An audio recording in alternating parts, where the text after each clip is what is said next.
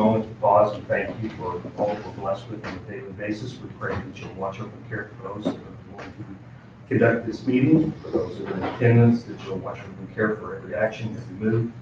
We pray that the process can always take place as it's supposed to, that we will work together.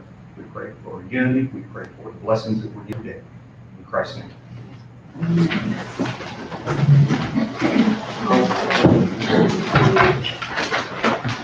Pledge allegiance to the flag of the United States of America and to the republic for which it stands, one nation, under God, indivisible, with liberty and justice for all.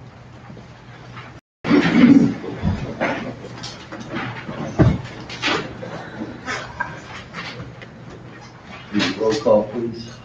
Commissioner Kohler. Commissioner Miller. Here. Commissioner Gould. Here. Having a quorum, I'll officially call the meeting to order. First thing on the agenda, approval of minutes from our March 22nd regular meeting. Has everybody had a chance to look at those? Move to approve them. Second. Commissioner Kohler. Yes. Commissioner Miller. Yes. Commissioner Gould. Yes. Sorry. Public comments. Anybody have anything that they would like to stand up and speak about?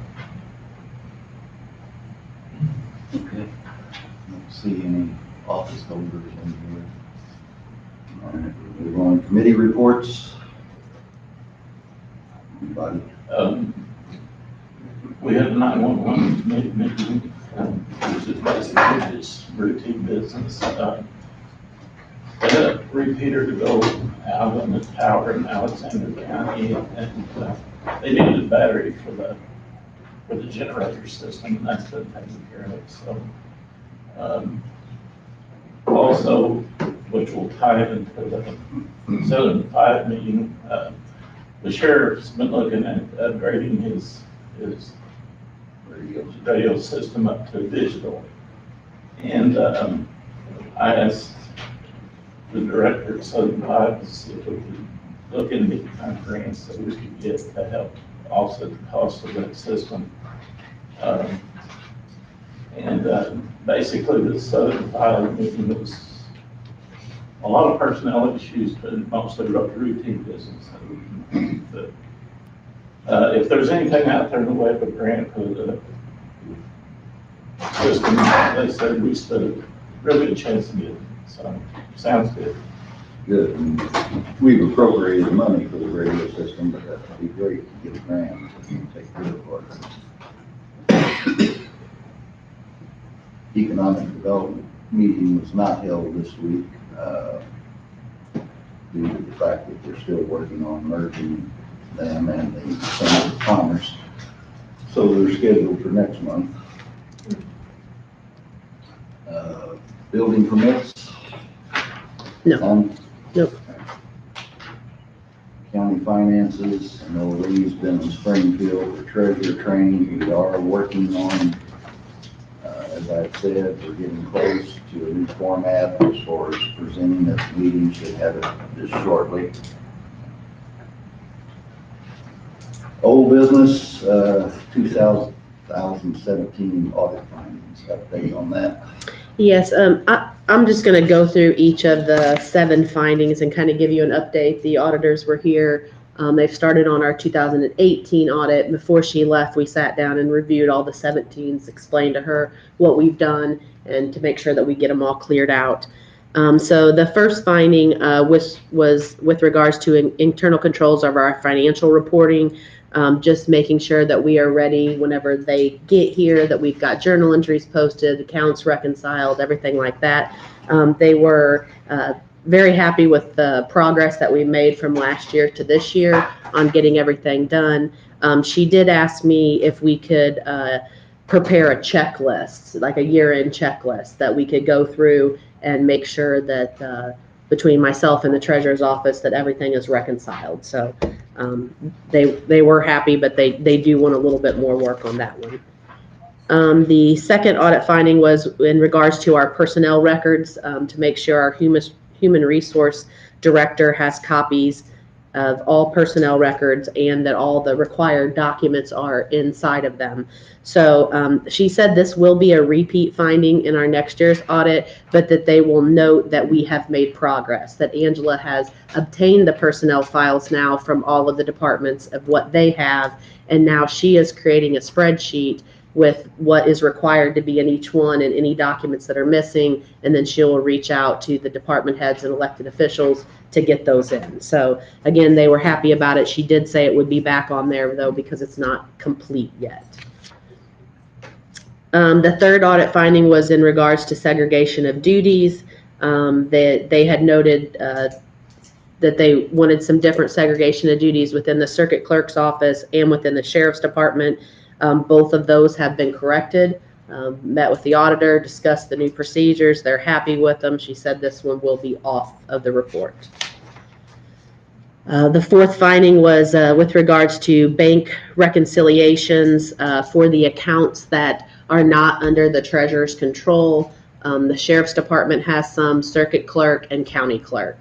So we have rectified with the sheriff's department as far as what they're doing, bank recs the way the auditors want. Scott's approving them, signing off on them. With regards to the county clerk's office, the treasurer's office is now going to do their bank recs, so he's turning over the bank statements each month, and those are getting done. And then with regards to the circuit clerk's office, she's turning over her bank statements now on a monthly basis also, and her office is doing the bank reconciliations for her accounts. So we are good on this one now. The fifth audit finding was inadequate controls over our fines and fees assessed by the court system. This one gets a little more tricky because our court system, we purchased a program that basically our court systems utilize. They put in the kind of ticket, it provides the fees that should be charged. So last year when they did this, the findings that they found were all from prior to us installing this program. So we expected them to all be gone this year. However, she noted that there were a couple things that they still found this year. She's working with Tyler. It's actually in the setup of the program. And I guess their company as our auditors and the people who own the program are in talks right now. I guess they're disagreeing over the way statutes read on what should be charged. So they are working that out and working with Tyler to get this one resolved for us. The sixth finding was just having our audit done on time. We are on track this year to have our audit completed by the end of May, which is when it's required. So this one will be gone. And then the seventh audit finding was in reference to inadequate time and attendance reporting. We still haven't implemented any time clocks, which we've discussed, but the department heads are turning in their times to Angela, and they're also, everyone is now turning in their paid time off. So she wasn't sure on this one if she would leave some of it, just saying that they still recommend that we install time clocks, but even if they do, then she's going to note that now everybody, we've made progress, people are turning their times in, and everyone is turning in their paid time off. So that's all of our audit findings. She did not discuss with me any new ones that she's found this year because they're still auditing. And then she said once they're completely done with their audit, then that she would get back to me and discuss them all before they go into a report. Good deal. Sounds like we're making progress. We are. And we're making progress on the time clock. There's just been too much happening to get everything done, but that will be taking place soon. New business, approval of payment of bills. You guys have a chance to look at the bills. Any questions? No.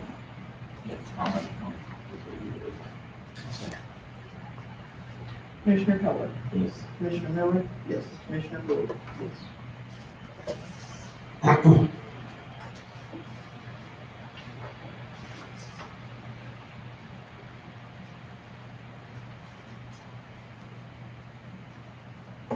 Next, we've got 3 tourism grants to approve from the Tourism Board, otherwise known as HOOT.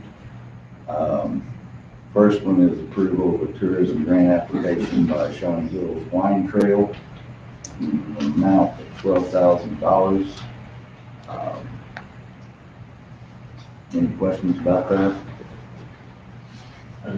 Just wanted to- Yeah, Pat, do you want to comment on that? No, we just, all three applications were people that applied last year. We know this is a lot of money, but again, we made sure there was, money left over in the budget to continue for the rest of the year. But traditionally, these three groups are the ones that receive the bulk of the tourism money for publicity. They used all this to promote overnight visitation, promote their own, the lodging, the winery, everything. And especially on the winery, we feel like that the wine trail is why people come here. And that's why we supported their request of a large amount. But we feel like, especially with the winery is what brings people in, brings them in overnight. And so this is why we recommended that. And then the other two are lodging associations, and they're the ones that need to, publicize that they're available and that what lodging facilities are around. Are they all following the rules as far as reporting? We're still working some things out about reporting and documentation and everything, but overall, we've been satisfied with what we have gotten. They do provide us, receipts and documents on how they spent the money. I just want to make sure they do, because that's Yes. Oh, yeah. stipulation that they file yearly. You get it. I think these are all good ways to spend money. Honestly, our tourism is probably the biggest thing we've got going in Union County right now, and it's still growing. And I know the Economic Development Board and Chamber are looking at this to get more involved in it. It's a big dollar thing for Union County, and we've got to continue to work on that, so. Yes, that was the first meeting I'd gone to. We've had other realtors on the group and I love that. Can I have a motion for this first grant?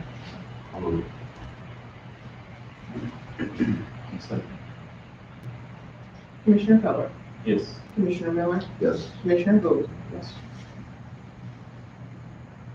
The next tourism grant was the Shawnee Hills Wine Trail Lodging Association, which of course works hand in hand with the wine trail and the wineries, and they feed off of each other. It's for the amount of $8,000.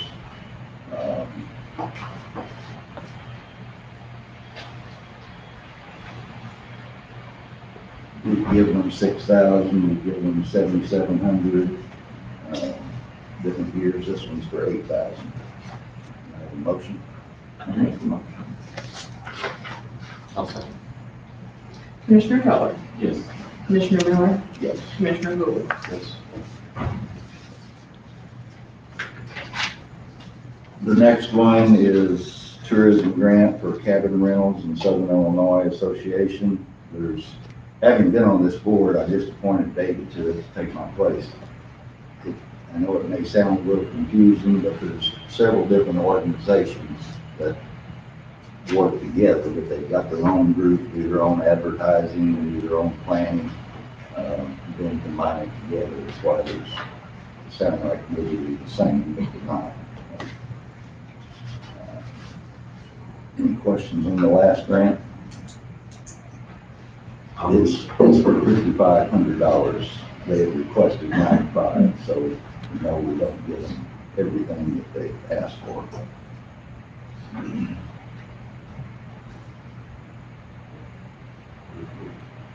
Second. Commissioner Keller, Yes. Commissioner Miller, Yes. Commissioner Bowe. Yes.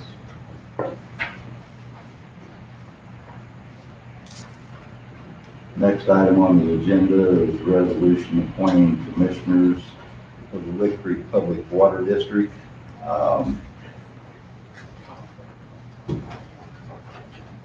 Jim Stover was on the board and he has resigned. And we're asking that we appoint Ron Thompson as a commissioner of the Water District.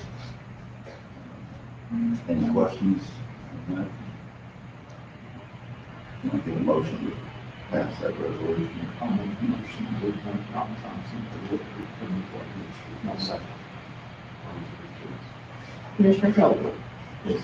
Commissioner Miller, Yes. Commissioner Bowie. Yes.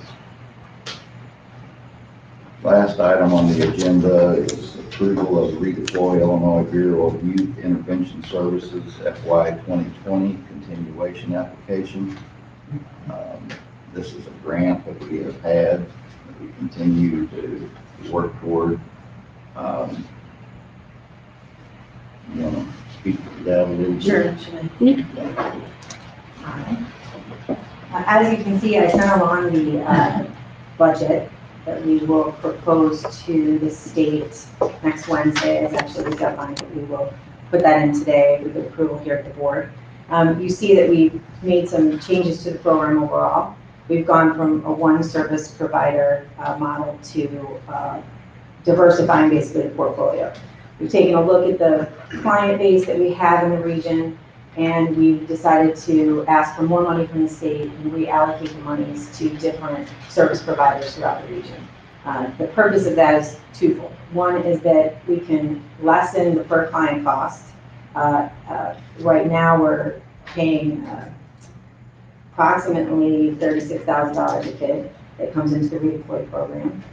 We'd like to see that obviously lowered for many perspectives. So they'll bring the cost down to serving 88 clients at about $5,438 a kid. Additionally, it also spreads out the wealth. So because we have included Alexander and Williamson County in the redeploy program, which were not initially part of the program in the last 5 years, it will increase the amount of possible kids that we can have referred to the program.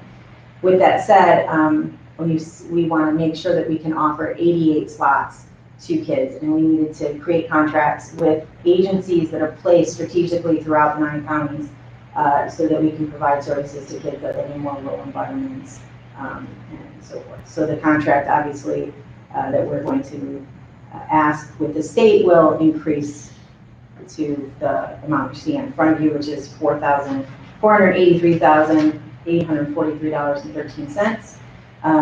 In the past, the county would receive approximately $10,000 from the state for running the grant out of your county. This will result in an increase of $16,000, $364.50 coming into the county. So we'll be asking for $26,549.92, which will be paid out to the county for conducting business for the redeploy grant here in the county. How are the kids given to you? Just through the agencies? Or No, what happens is actually we've had some stakeholder engagement issues over the last 2 years. Traditionally, what happens is that the probation department will receive an eligible client, and they will contact us and say, we want to put them through redeploy services in lieu of sending them to DJJ. Again, we had some stakeholder issues and we've remedied those. I've spent an enormous amount of time in the offices of the probation departments, in the judges' offices, state's attorney's offices, discussing the redeploy program in a way to redesign it so it meets the needs of the judiciary. And in doing so, what will happen is that the judge will then rule that the client be put into redeploy services. It will go to probation. Probation will contact myself or the client care coordinator, which is a new position that we'll create here in Union County. And then we will facilitate the relationship between the service providers and the probation department and the judiciary. So we'll make sure that all the information about the client goes to the appropriate places. I'm sure there's several kids that could be in it that are not. There are, and again, I think that we saw a decline in admissions from 2017 to this year. And it was just really a result in a change of the program here at the county level where we went from a full-time director to a part-time director. There was a lot less effort given to maintaining and recreating stakeholder engagement. That's something I took on as really a goal of mine right away. So now that we've done that, I see that we will have an increase in eligible clients. It's also important to note that the state is also opening it back up so misdemeanors. Right now, we can only take felonies, and other than Class X. So as you know, we tend to, which is a good thing, we tend not to want to harness kids with high felony crimes in this region. So we also they'll plead it down and we plead them out of being eligible for redeploy services. So by opening it back up to misdemeanors, it'll help us to be able to serve kids at a different level. I anticipate being ready to apply for those kids in December. I didn't take on that responsibility in the beginning of this reorganization because I thought it might be, probably not best for the program for me to try to bring in a new set of clients without really settling on what we need. So we anticipate serving 88 redeploy eligible kids in this fiscal, starting in July. I know we discovered after this application, there's a limit on how much grant money that we can use, obtain and use Yes, sir. per year without having to do another audit. Yes, with the city, with the GATA, which is the government's protocol, and Illinois has adopted that. You can only, as a county, bring in $750,000 worth of grants. And when you meet the $750,000 requirement, what happens is that the government requires that you have a secondary audit that's specific to the grant monies that you bring into the county. So we have discussed it. I've discussed it with the administrator. And I think that's something we need to be mindful of as a county. I don't think that it's something that we need to be necessarily concerned about. The way the nature of my grant works is that we're on a different fiscal. So I will have contracts in place by June 30th for beginning July 1st. And I will put a 60-day clause into my contracts with my agencies for payout. So, and adding to that, if we don't bring misdemeanors in until December, which I think the concern really would be before December 1st, correct, if you November 30th, I think we'll be positioned well to not be concerned with meeting the $750,000 limit that you have. And the reason I brought that up is simply because of the grant the sheriff got to the schools, which was $350,000 or $60,000. So that's puts us way up there, but with your year being a little different. Yeah, and Angie and I work really close together. I try to keep in touch with her about my money spending, and I feel confident that we have an open air communication to be able to work with each other to make sure that we stay within whatever the confines are. So whatever the expenditures that happen at the school level with the sheriff, I can be mindful of that as I'm moving forward with my program to make sure that we don't need that before the November. Well, I think it's very worthwhile cause. I just, don't want to spend another $5,000 or $6,000 for an audit if we don't have to. And that's, I think it looks like we can do this and get everything taken care of and move on. I can appreciate that, and we don't want to spend another $5,000 or $6,000 either. So we will make sure that we don't do that. And like I said, I will put things in. I'll speak with Tyler to make sure that in the contracts we have the 60-day clause, so they report to me monthly, and then we can do a little bit of work on our spreadsheets to make sure that we find that. Appreciate that. Do I have a motion to approve the application?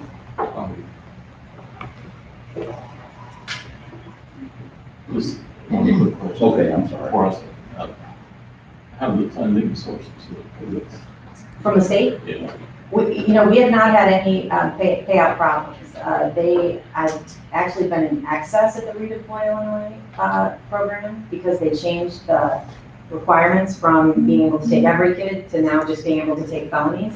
So they have a money to spare, let's say that, at the Redeploy Illinois budget. I asked that question, and there are not any anticipated concerns for this fiscal year as far as payouts are concerned. Thank you. We should not have a repeat. That's what I'm hearing. Commissioner Keller, Yes. Commissioner Miller, Yes. Commissioner Lewis. I don't think we have anything for executive session, do we? That's good. Any other business you guys want to discuss or bring up? I'd just like to make a comment about the election that just went on. I came to observe the county clerk's office, and I've been open for Andy and Lance. It was interesting watching that process and how well it it flowed and, but Lance's first attention was welcome. Appreciate it. Have a motion to adjourn. Motion. I'll second. Commissioner Collier, Yes. Commissioner Miller, That'll work. Commissioner Wilson. Thanks, everyone, for coming.